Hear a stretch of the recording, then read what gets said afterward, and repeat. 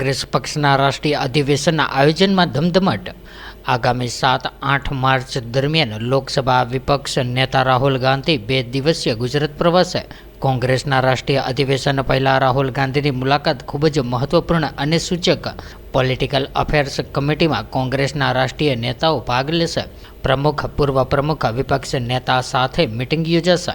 Cell ડિપાર્ટમેન્ટના હોદ્દેદારો સાથે પણ થશે મિટિંગ. ધારાસભ્યશ્રી સાથે પૂર્વ ધારાસભ્યશ્રીઓ સાથે પણ મિટિંગ કરશે.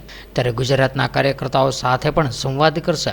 ગુજરાતમાં 2027ની ચૂંટણી પહેલાંની મુલાકાત સૂચક. અધિવેશનની પૂર્વ તૈયારીઓની સમીક્ષા માટે એઆઈસીસીના મહામંત્રી કે.સી. વેણુગોપાલ અમદાવાદ ખાતે પહોંચ્યા હતા. મહામંત્રી કે.સી. વેણુગોપાલ દ્વારા સરદાર વલ્લભભાઈ પટેલ રાષ્ટ્રીય સ્મારકની મુલાકાત કરીને સરદાર પટેલને શ્રદ્ધાંજલિ આપી હતી. ગુજરાત કોંગ્રેસના પ્રવક્તા ડોક્ટર મનીષ દોશીએ પ્રેસ કોન્ફરન્સ યોજીને જાણકારી આપી. અખિલ ભારતીય કોંગ્રેસ સમિતિનું રાષ્ટ્રીય અધિવેશન 8 અને 9 એપ્રિલ 2025 ગુજરાતમાં યોજાવા જઈ રહ્યું છે. આ ઐતિહાસિક અધિવેશનની તૈયારીના ભાગરૂપે કોંગ્રેસ પક્ષના રાષ્ટ્રીય મહામંત્રી, અમારા સંગઠન ઇન્ચાર્જ કે.સી. વેણુગોપાલજી, ગુજરાત સંગઠનના પ્રભારી રાષ્ટ્રીય મહાસચિવ મુકુલ વાસનિકજી, ગુજરાત પ્રદેશ કોંગ્રેસ સમિતિના સન્માનીય અધ્યક્ષ માનનીય શક્તિસિંહજી ગોહિલ, વિધાનસભા કોંગ્રેસ પક્ષના નેતા સન્માનીય અમિતભાઈ ચાવડા સહિત કોંગ્રેસ પક્ષના આગેવાનોએ આજે વિવિધ સ્તરની મુલાકાત લીધી. શ્રી કે.સી. વેણુગોપાલજીએ તમામ સ્તરની સવારે એરપોર્ટ ઉપર આવતા જ એમનું કોંગ્રેસ પક્ષ દ્વારા, ગુજરાત કોંગ્રેસ દ્વારા અને અમદાવાદ શહેર કોંગ્રેસ દ્વારા ભવ્ય સ્વાગત કરવામાં આવ્યું.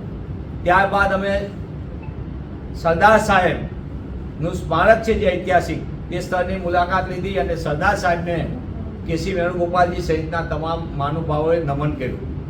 સાથોસાથ ત્યારબાદ જ્યાં કોંગ્રેસ પક્ષના અધિવેશન માટેનું આયોજન કરવાનું એ સ્થળની મુલાકાતો લીધી અને સૌથી મહત્વની બાબત, કોંગ્રેસ પક્ષના મહત્વના આગેવાનો સાથે પણ કે.સી. વેણુગોપાલજીએ અલગથી બેઠક કરી. સંગઠનમાં તે શું થઈ શકે જેના ભાગરૂપે અખિલ ભારતીય કોંગ્રેસ સમિતિ દ્વારા એક મહત્વનો નિર્ણય કરીને ગુજરાતને સૌથી પહેલાં સંગઠનમાં પ્રાથમિકતા આપીને એની માટેનો જે પાયલોટ પ્રોજેક્ટ છે એઆઈસીસીએ જિલ્લા સ્તરે અને બ્લોક કક્ષા એટલે કે તાલુકા કક્ષાને મહત્વ આપીને એને મજબૂત કરવા માટેનું જે નક્કી કર્યું છે, નિર્ધારણ કર્યું છે, તેના ભાગરૂપે કોંગ્રેસ પક્ષના અમારા રાષ્ટ્રીય નેતા, લોકસભામાં કોંગ્રેસ પક્ષના સમગ્ર વિપક્ષના નેતા શ્રી સન્માનીય રાહુલજી 8મી અને 9મી 2 દિવસ માટે એટલે 7 અને 8 માર્ચ અને ત્યારબાદ અમારી વિવિધ બેઠકો થશે 7મી અને 8મી માર્ચે. આ બંને દિવસની અંદર કોંગ્રેસ પક્ષના અમારા પ્રદેશના આગેવાનો, વિવિધ જે મહત્વના આગેવાનો છે, પોલિટિકલ અફેર્સ કમિટી તેની સાથે વાત કરશે, ધારાસભ્યો સાથે અલગથી બેઠક કરશે, જિલ્લાના અમારા પ્રમુખો છે અને તાલુકાના પ્રમુખો છે તેમની સાથે પણ રાહુલજી વાતચીત કરશે. વિવિધ સેલ ડિપાર્ટમેન્ટમાં અમારા મીડિયા ડિપાર્ટમેન્ટમાંની તમામ cell department, SC, ST, OBC, minority સહિતના સેલ ડિપાર્ટમેન્ટ સાથે પણ રાહુલજી અલગથી વાતચીત કરવાના છે. અને આ 2 દિવસના કાર્યક્રમમાં કોંગ્રેસના નાનામાં નાના કાર્યકરને મળવા માટેનું પણ એક અલગથી બેઠક પણ રાહુલજી કરવાના છે. આમ સમગ્ર પ્રક્રિયાની અંદર ગાંધી સરદારના ગુજરાતથી ફરી જે ઐતિહાસિક આંદોલનની અંદર ગુજરાતનું મહત્વ હતું અને કોંગ્રેસ જે ગુજરાતમાં પહેલાં જે રીતે મજબૂત હતી એ વધુ મજબૂત થાય તેના ભાગરૂપે રાહુલજી ગુજરાતની મુલાકાત આવે એ અમારી માટે ગૌરવની વાત છે. 7મી માર્ચ અને 8મી માર્ચ 2 દિવસ માટે રાહુલજી ગુજરાતની મુલાકાતે આવી રહ્યા છે. એક અનેરો ઉત્સવ આ જાહેરાત થતાની સાથે જ કોંગ્રેસ પક્ષના કાર્યકરોમાં અને આગેવાનોમાં એક અનેરો ઉત્સાહ છે. સાથોસાથ કોંગ્રેસ પક્ષના રાષ્ટ્રીય નેતૃત્વએ અમને તક આપી છે ગુજરાતમાં લાંબા સમય પછી મહાઅધિવેશન થવા જઈ રહ્યું છે કોંગ્રેસ પક્ષનું. ત્યારે તેની અમારી એપ્રિલ મહિનાની અંદર 8 અને 9 2 દિવસ નિશ્ચિત છે. ત્યારે તેની પણ તૈયારી માટે એક અનેરો ઉત્સાહ છે. સમગ્ર રાજ્યમાંથી કાર્યકર્તાઓ, આગેવાનો, મહત્વના આગેવાનો પણ સીધા સંપર્ક કરી રહ્યા છે અને આ સરળ રીતે કોંગ્રેસ પક્ષ આગામી દિવસોની અંદર મજબૂતાઈથી ગુજરાતના નાગરિકોનો અવાજ બને અને ગુજરાત ગાંધી સરદારના ગુજરાતમાંથી કોંગ્રેસ ફરી મજબૂતીથી ઊભી થાય અને દેશમાં જે પડકારો છે તેની માટે ગુજરાત કોંગ્રેસ પોતાનું યોગદાન આપી શકે તે માટે કોંગ્રેસ પક્ષના સંગઠનને મહત્વ આપવા માટે રાહુલજી ગુજરાત આવી રહ્યા છે. કોંગ્રેસ પક્ષના અમારા સંગઠનના મહામંત્રી કે.સી. વેણુગોપાલજીએ અધિવેશન માટેની તૈયારીના ભાગરૂપે અમને મહત્વનું માર્ગદર્શન આપ્યું. બધાની જવાબદારી વરિષ્ઠ આગેવાનો સાથે, પૂર્વ પ્રદેશ અધ્યક્ષ સાથે, મહત્વના આગેવાનો સાથે ચર્ચા વિચારણા કરીને માર્ગદર્શન આપ્યું. સાથોસાથ સમગ્ર બાબતની અંદર કોંગ્રેસ પક્ષના જુદા જુદા આટલું મોટું વિશાળ અધિવેશન જ્યારે થઈ ગયું રાષ્ટ્રીય અધિવેશન, ત્યારે એની જવાબદારીની પણ સોંપણી વહેંચવી, એટલે જવાબદારી, કામની વહેંચવી, એ તમામ બાબતો માટે પણ તેમને મહત્વનું માર્ગદર્શન આપ્યું છે.